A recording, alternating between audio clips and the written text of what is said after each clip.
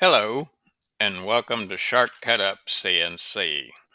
Today we're going to discuss the Easy Cabinet Maker gadget, and we're going to create a wall cabinet. This is going to be episode chapter number 2.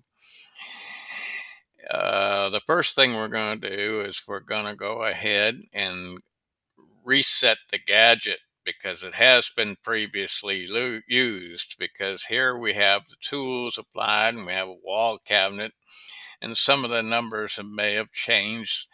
So we're going to go ahead to the About page and do a systems reset of the factory default settings. All right, there, it's been done.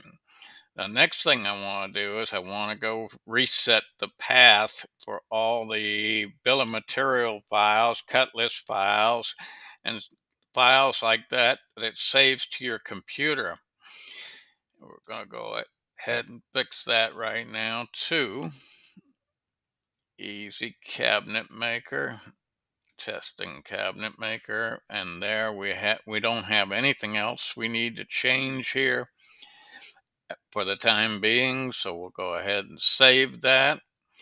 We're going to be doing a wall cabinet in this episode, so we're going to change this to the wall. We're going to go to the output selector and make sure all the walls checked off.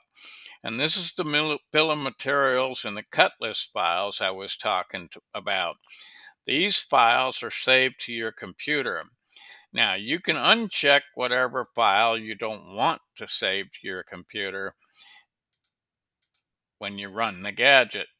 In this particular instance, we're going to leave them all checked. And of course, the base cabinet's not even selected, so even if it's checked, it's not going to create them. So we don't have to worry about that. You can turn them all off if you want, but it's not necessary. And let's see, we need to check our milling. Okay, so the assembly holes over drill is 100 thousandths. That means it's going to go beyond the material thickness 100 thousandths. And it's going to throw an error message up every time. Well, not an error message, but it's a message that's letting you know it's going to be cutting through the material. So we're going to go ahead and change this to 0, 0. And take a look at everything else. Default profile bit is 25, 125 for the assembly bit. These are all default settings that if you decide to run the gadget without putting tools in, it will use these default tools supposedly, but it doesn't actually create tool paths unless you actually put tools into the slots for the tools. Our dados are going to be through dados. Let's see, we want joint notes. We want that the part label height is 375. These are all default settings, and we can leave these just as they are. And that's what I'm going to go ahead and do. The only thing I wanted to change was this over drill of the assembly holes, so it doesn't keep kicking out that message. In fact, I'll tell you what we'll do. We'll go back to that and we'll leave it as 0.1. And we'll run the gadget without the tools, and you'll see what it will only create vectors, and it will not create tool paths.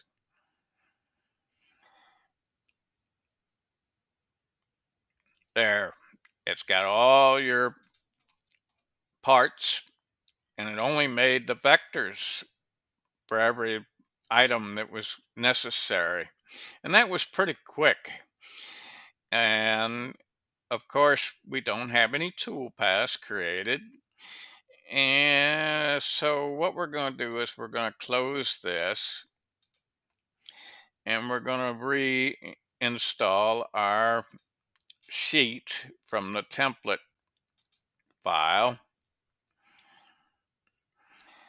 And it's 96 by 48 by 0.75. That's fine. And we want the lower left-hand corner, and everything else looks good.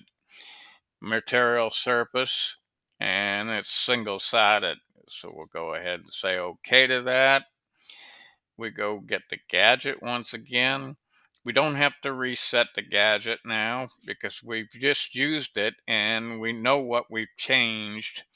So I'm going to go back and leave this as 0.1 on the over drill. And we're going to actually create some tools here. So it creates the tool path. That's a drawer slide pilot holes. We use a 0.125. Assembly holes, we'll use the same tool. And the shelf pin holes, we'll use the same tool because they're all basically undersized. And the 125 bit will work fine for those three items. So we go in here and continue to set the drill for each one of those. Now we got a pocket clearing bit. This is for your dados, for cleaning up the dados or fingers, clearing out the whole pocket for the fingers. And in this case, we're going to use a 0.25, and it's going to be an upcut bit. And then the pocket bit, what this means, this is your cleanup, the profile cleanup around the edge to bring it out to size, and it cleans it up nice and fine on the outer edge of your dados. Here we're going to use a 0.125 down cut bit, and then we have the profile bit. The profile bit is for cutting the parts out or cutting out inside pockets all the way through and stuff like that. And in this case, we're going to use a down cut so we have a nice clean edge. And it's going to be that one there, 0.25. So there we have all the stuff set. We double check everything. We want new sheets. We don't want to create all the parts on one sheet. And let's see, go to wall cabinet for a minute. Oh, this is what I want to do. I want to add a center panel. And for that center panel, for the face frame, I want to cover that center panel. So I want to add this center face frame to cover that center panel. Shelf count, we leave it as 2. And here you'll notice up at the top here, the material thickness. The carcass thickness is 0.75, which is the same as what we set our project up with. But the backing material is 0.5. Now, we'll leave it like that, and I'll show you what happens. It'll throw out an error message or an alert message stating that you got to fix the sheets. Here it shows the 850. That's 100 thousandths below. That was that setting I had added. We changed it from 00 to 0.1, and it throws out this message letting you know it's going to cut through, and it'll do it for every instance where there's a cut through of holes. There's another one. To fix that problem, you can just go into the tool path and make the change. Or if you got a spoil board, then you don't have to worry about it.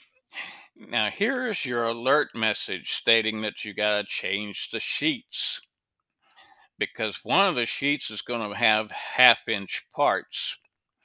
This one's got 3/4, which is the same as what we have the project set up for.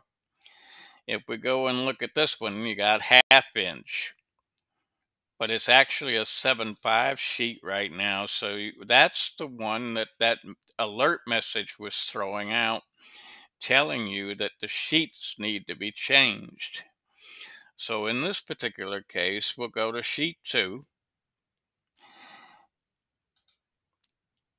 highlight it, edit, and we change it to a 1/2 inch. And of course, it recalculates tool pass for that particular sheet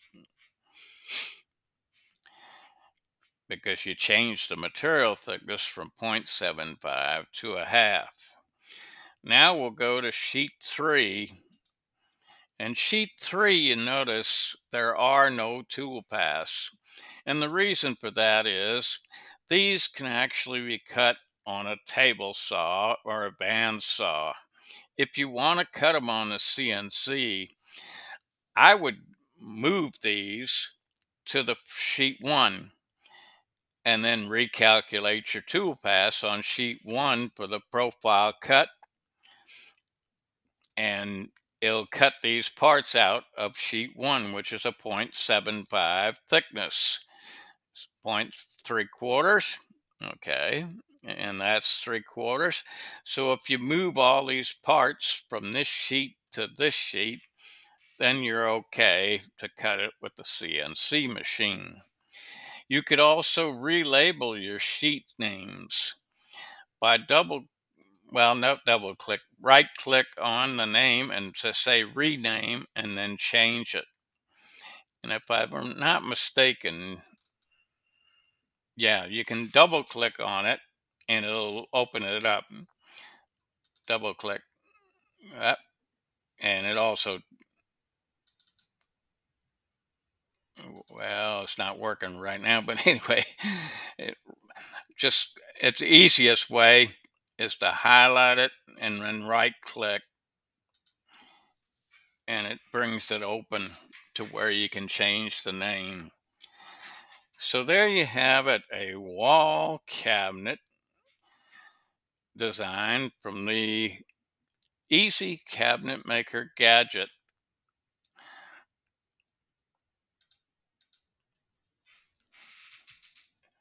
So thank you for watching Shark Cut Up CNC.